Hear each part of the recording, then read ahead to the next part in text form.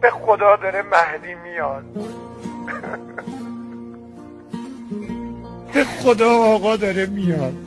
آماده باشید، وقت نداریم.